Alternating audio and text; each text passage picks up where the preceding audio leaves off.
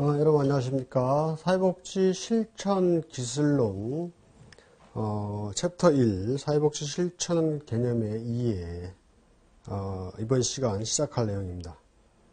사회복지 실천 기술론이라 하면 우리가 사회복지 정책이나 행정을 통해서 사회복지 실천에 대한 방법을 연구하고 현장에서 실질적으로 어떻게 진행될 것인가 그 부분을 거기에 대한 스킬, 테크닉을 배우는 것이 사회복지 실천 기술론이다. 이렇게 이해를 할 수가 있겠습니다. 사회복지는 사회복지 정책을 만들죠. 먼저 사회복지 법을 만들겠죠. 법을 만들면 사회복지 어떤 정책을 만들고 이 정책을 통해서 행정적인 요소를 만들겠죠. 그러면 이 행정적인 요소를 가지고 어떻게 실천을 할 것인지 실천에 대한 이론적인 요소를 만들고 그 다음에 그 이론적인 요소를 어떻게 현장에서 이용할 것인지 실천 기술적인 부분을 만들죠. 이것이 이번에 우리가 하게 될 사회복지 실천 기술론이 되는 것이죠. 그래서 사회복지 실천 기술론을 하는 데 있어서는 근본적으로 인간을 대상으로 하는 거죠.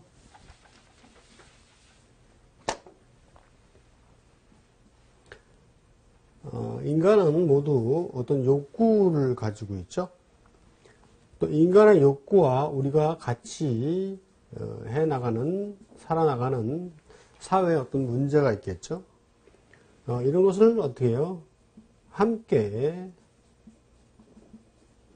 사회적 연대 원리로 해결하는 것이다. 이것이 이제 궁극적인 목적이죠. 이런 목적을 달성하기 위해서 뭘 하는 거죠? 사회복지 실천을 하는 거죠. 거기에 대한 것이 사회복지 실천 기술론이 되는 것이죠. 여러분 교재로 가서요. 챕터 1 사회복지 실천의 개념 1절 사회복지 개념이 나오죠. 자, 사회복지란 개인이나 집단에게 심리적, 사회적, 정신, 신체 자, 거기 이제 경제적인 문제나 욕구를 해결한다. 그리고 클라이언트의 잠재 능력과 사회적 기능을 향상해서 모든 사람이 행복하고 만족스럽게 살 수 있도록 도와주는 제도화된 사회적 서비스다. 이것이 사회복지의 개념이죠. 그래서 사회복지는 거기 보시면 제일 여기 이제 첫 번째로 볼게.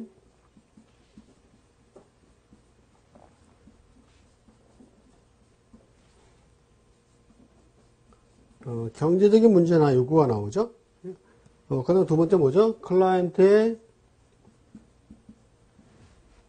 잠재 능력.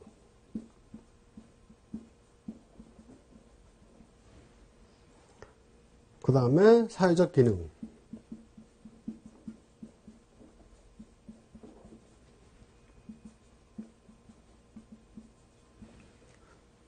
이거죠. 이런 부분을 해결하고 도와주는 제도화된 사회적 서비스도 어떤 걸로 사회적 실천 기술을 가지고 그렇게 되죠. 그러면 사회복지를 현장에서 실천하는 데 있어서는 어떤 영역이 있느냐 그것이 사회복지 실천 영역인데 크게 이제 세 가지로 우리가 나누죠.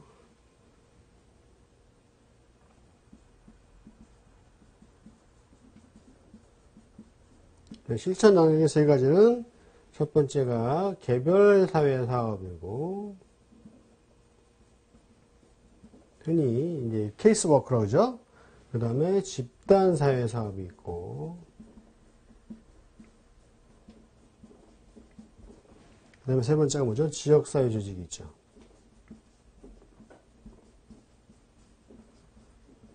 크게 이렇게 실천 영역은 세 가지로 나누는데 그래서 사회복지라는 것은 보시다시피 사회복지를 하기 위해서는 어떤 규정, 법이 있죠. 그 다음에 거기에 대한 이제 정책이 필요하고 그 다음에 행정을 통해서 실천론을 만들고 실천 기술을 현장에서 진행하게 되는 거죠. 이것이 지금 우리가 배우고 있는 사회복지 실천 기술론이 되겠죠. 그래서 인간이라는 것은 모두 다 어떤 욕구를 가지고 있죠. 모든 사람은 인간은 욕구와 욕망이 있습니다. 그리고 함께 살아가는 사회에는 항상 문제가 존재하죠. 그래서 이런 인간의 욕구와 사회 문제를 어떻게 함께 사회적 연대 원리로 해결하고자 하는 것이죠. 이것이 사회복지 실천 기술이죠. 그래서 이런 부분들이 사회복지 실천을 하는 하나의 어떤 기술적인 논이다. 이렇게 보시면 되겠죠. 그래서 보시면 교재 가서요. 자, 사회복지라는 것은 개인 집단에 있는 심리, 사회적, 정신적, 신체적, 경제적인 문제나 욕구를 해결한다. 이런 앞에 문제나 욕구를 해결하는 것이 주된 욕구고, 그 다음에 나오는 것이 뭐죠? 클라이언트의 잠재 능력과 사회적 기능 향상. 클라이언트의 잠재 능력과 사회적 기능을 향상시키는 것이죠. 그래서 모든 사람이 이런 문제를 해결해서 행복하고 만족스럽게 살 수 있도록 도와주는 제도화된 서비스가 사회복지의 개념이다. 그렇죠? 그리고 이런 사회복지가 실천되는 영역이 있죠. 크게 이제 세 가지로 나눠볼 수가 있는데, 첫 번째가 개별사회사업, 집단사회사업, 지역사회 조직, 이렇게 우리가 세 가지로 나눠보고 있습니다. 개별사회 사업이라는 것은, 자, 보시면 개인의 개별적인 의식 조정을 통해서 개입하고, 인간의 환경에 대한 적응을 돕는 제반 과정이다. 이렇게 나와 있죠. 그리고, 집단은 뭐예요? 자, 동료 의식의 발현 등을 통해서 다양한 경험을 제공하고, 잠재력 개발과 개별 면접의 시도가 어떻게 용이하도록 하는 집단 단위 조직이다. 그래서 집단 내 상하 원저가 감정 해소에 도움이 된다. 그다음 지역사회 조직이죠. 자, 주민들의 복지와 관련된 교육, 주택, 교통, 여러 가지 문제죠. 자, 이런 것이 계획과 조정이 요구되고, 이러한 요인들이 통합적으로 지역사회 조직 사업을 통해서 이루어질 때 효과적인 개업이 될 것이다. 대표적으로 우리가 사회복지 실천 영역하면 이렇게 세 가지를 나누고 있습니다. 그 다음에 이제 나오는 것은 이제 포괄적인 사회복지 실천 방법론이죠. 전통적인 사회복지 실천 방법론에서 사회복지 정책 행정 조사가 포함되며 다학제적인 양상으로 변모하다. 다학제 양상에다가 밑줄 치시고요. 사회복지라는 것은 어떤 하나의 학문, 단편적인 학문이 아니라 정치, 경제, 사회, 문화, 윤리, 인문학 이런 것까지 전체적으로 포함하는 다학제적인 학문이다. 이런 의미를 말씀드린 겁니다. 그다음 다음에 넘어가서 두 번째 나오는 것이 이제 사회복지 실천의 현장이죠. 자, 실천 기술론이라는 것은 현장에서 사회복지를 어떻게 적용할 것인가에 대한 것을 배우는 거라 그랬죠. 자, 실천 현장인데요.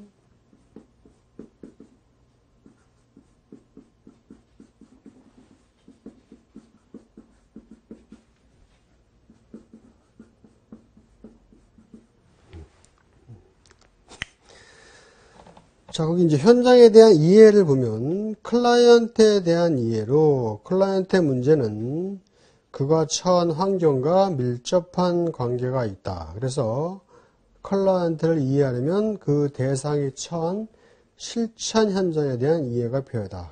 이것은 무슨 얘기냐면 클라이언트라는 것은 여러 가지 많이 다양한 대상이 있죠. 예를 들어서 뭐 장애인도 있을 거고 노인도 있을 거고 아동도 있을 거고 청소년도 있을 거고 이렇게 다양한 대상이 있기 때문에 그 실천 현장에 대해서 이해가 필요한 거죠. 그리고 이제 개입 계획으로는 현장을 알고 그 상황의 환경적인 특성을 고려하는 가운데 개입계획을 세울 수가 있다. 당연하죠? 각각의 그 대상이 다르기 때문에 이 대상의 특성을 알아야 되죠. 그래야만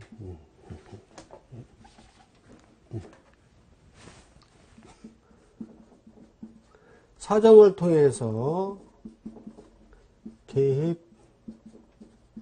계획을 세울 수가 있겠죠. 장애인에 대한 사회복지 실천을 하기 위한 계획을 세우는데 노인이나 아동의 특성을 갖다 놓으면 맞지가 않죠.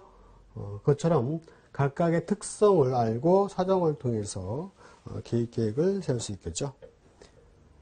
그래서 이제 이런 것은 현장 간 교류와 연대에 있어서 도움을 줄 수가 있고 삶의 현장으로서 교훈을 얻을 수가 있는 것이죠. 그리고 그러면 이제 사회복지 실천 현장에서 현장이 어떤 것을 의미하느냐? 그것이 이제 주요 현장인데요. 행정기관, 이용시설, 생활시설 이렇게 나누는데, 자, 행정기관이란 무엇입니까? 사회복지 전문요원, 보건복지부, 시도 읍면동, 시군구, 여성복지 상담원, 아동복지 지도원, 사회복지단체 등 다양한 어떤 행정적인 측면을 지원하는, 그러니까 사회복지 실천 현장에서는 우리가 간접적인 기관으로 보고 있습니다. 그 다음에 이제 이용시설과 생활시설이 뭐냐면 사회복지 실천 현장의 어떤 직접적인 기관이죠. 이것은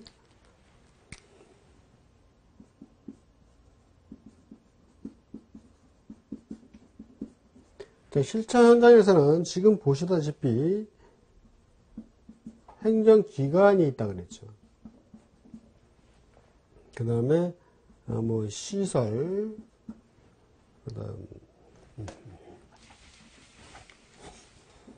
크게 두 가지로 나누죠. 자, 이용자가 이용하는 이용자 시설과 그 다음에 생활시설, 이제 거주시설이라고 그러죠. 이렇게 볼 수가 있습니다. 그랬을 때 이 행정기관과 이 두 가지 시설과 같이 중간에 매개체 역할을 해주는 것이 누구예요? 워커나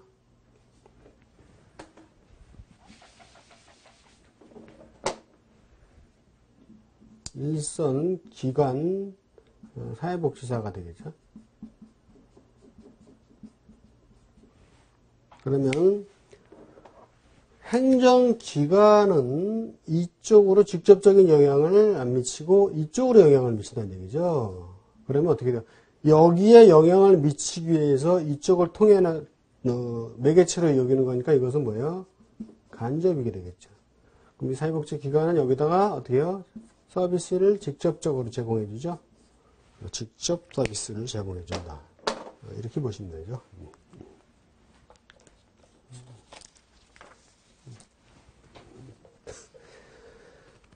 그래서 이제 이런 사회복지 실천 현장에 이제 관련 현장이 나오는데, 노동부사나 문체부사나 사회단체, 여러 가지 다양한 현장들이 나오고 있습니다.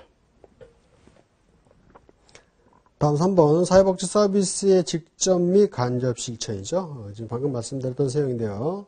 자, 직접 실천은 사회복지사의 개별 집단사회 사업이 해당되며 문제를 가진 사람과 직접적으로 만나고 문제를 해결해 주는 거다. 그죠?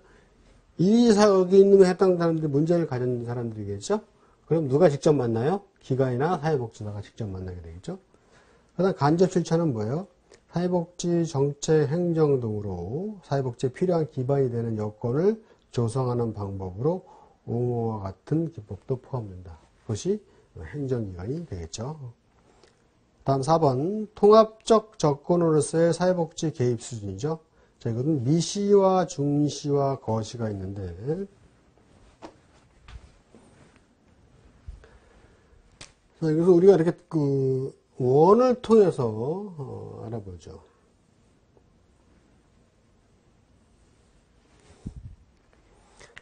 자, 미시적 수준, 마이크로 레벨 해가지고, 이것은 가장 작은 수준이죠. 그러니까 개인과 가족 등 개인의 심리적, 사회적 문제를 임상적으로 실천하는 직접적인 실천 방법이다.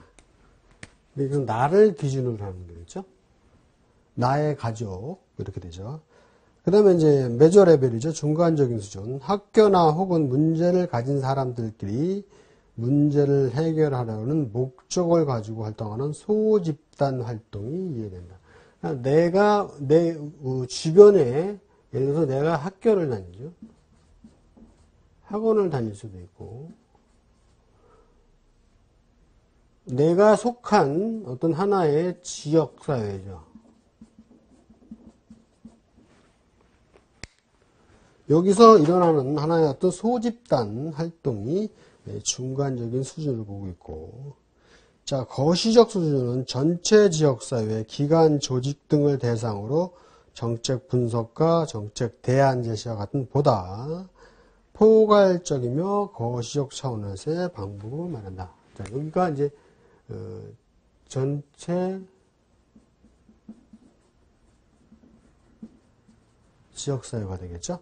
이것이 뭐 지금 나오는 기관도 있을 거고 어떤 조직도 있을 거고 행정도 있을 거고 하나의 포괄적인 개념이다.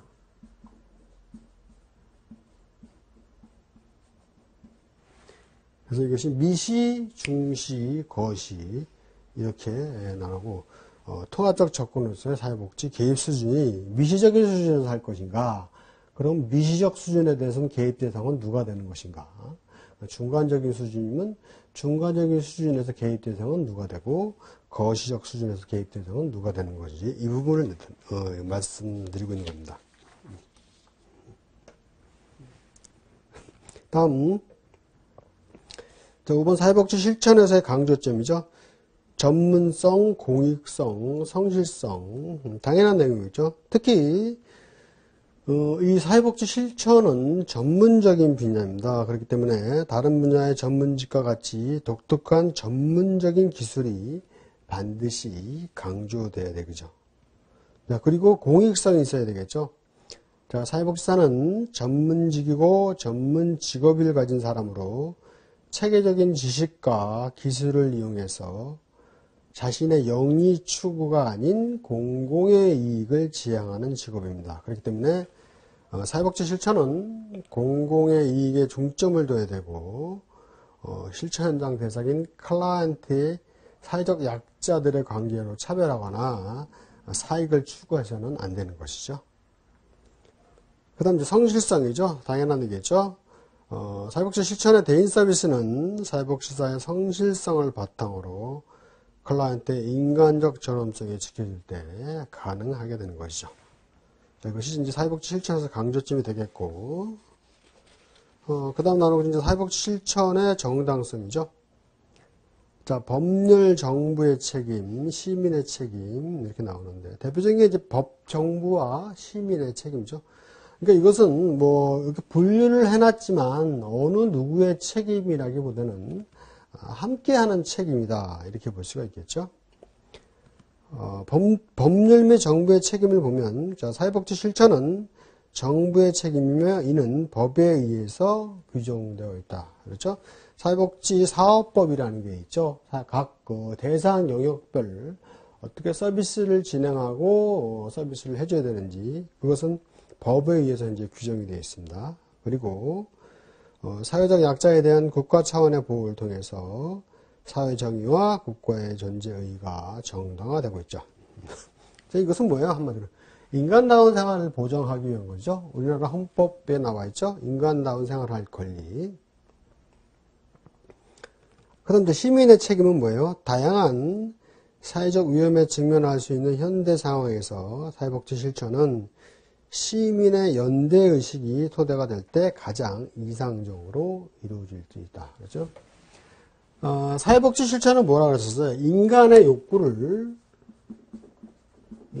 욕구죠? 인간의 욕구와 뭐가 있었죠? 사회 문제가 있었죠. 이것을 어떻게 한다고 그랬어요?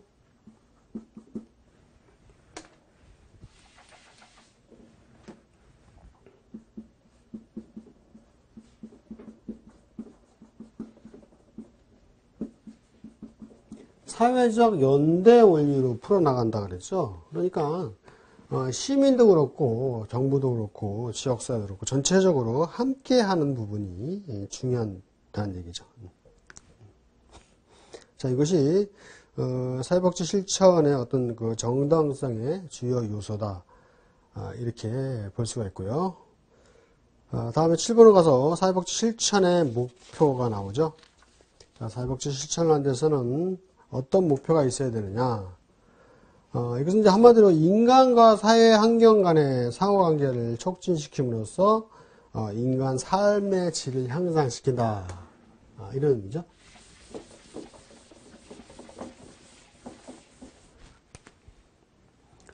실천 목표인데, 자, 목표는 어떻게 된다고 말씀을 드렸었죠? 목표는 구체적이고 실현 가능성이 있어야 된다. 실천 목표죠. 그래서 이 목표는 인간과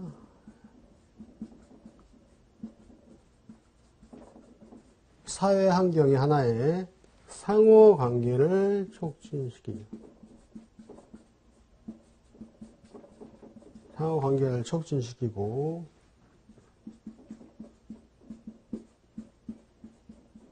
인간 삶의 질을 향상시키는 것이다. 그죠? 자, 교재로 가서요. 보시면 개인의 변화, 집단의 변화, 지역사회 변화, 사회복지 정책의 변화가 나와 있죠. 자, 개인의 변화는 뭐예요? 개별화의 원리를 중요시하는 거고, 자, 집단 변화는 집단 변화의 목표를 두는 것이고, 지역사회 변화의 목표를 두는 것이고, 사회복지 정책이라는 중고틀에 의해서 합법적으로 수행될 수 있게끔 만들어내는 거죠.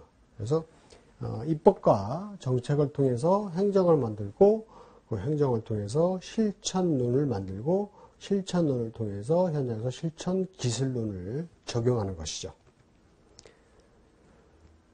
다음 8번 사회복지 실천의 맥락은 사회복지사는 사회복지 실천의 근거와 흐름을 구체적으로 제시하고 이를 이해함으로써 자신의 전문적 활동에 대한 정당성과 과정을 명확히 하는 것이 중요하다 하겠습니다.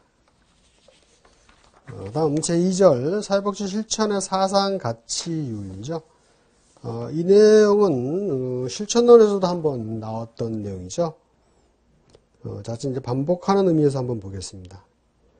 자, 사상가치윤리. 가치는 무엇을 선호하고 무엇을 싫어하는가에 대한 문제로 목표를 결정하고, 윤리는 뭐예요? 도덕적으로 옳고 그른 것에 대한 사회 상황에 따라서 변할 수가 있다.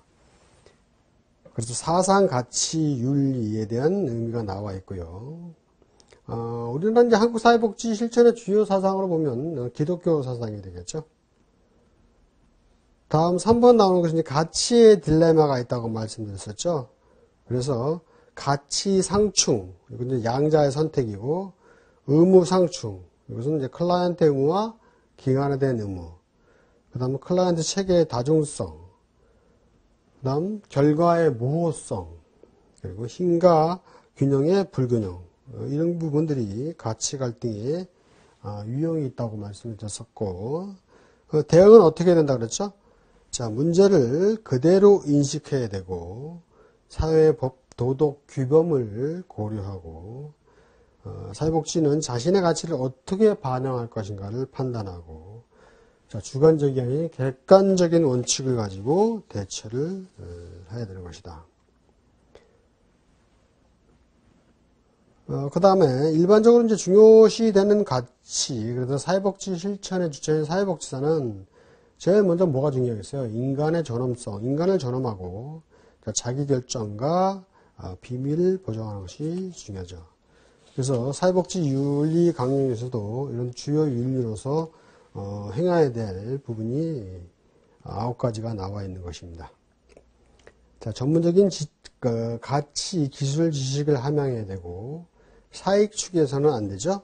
자, 클라이언트의 권익, 클라이언트의 자기결정권, 클라이언트를 평등하게 대우하고 클라이언트 사생활의 비밀 보장, 또한 동료 사회복지사에 대한 존중, 자, 기관 내 부정이나 합법적인 대응, 그러니까 부정에 대해서 합법적인 대응과 고발, 그다음에 사회복지 발전을 위한 협력적 참여, 이런 부분이 주요 윤리가 되겠습니다.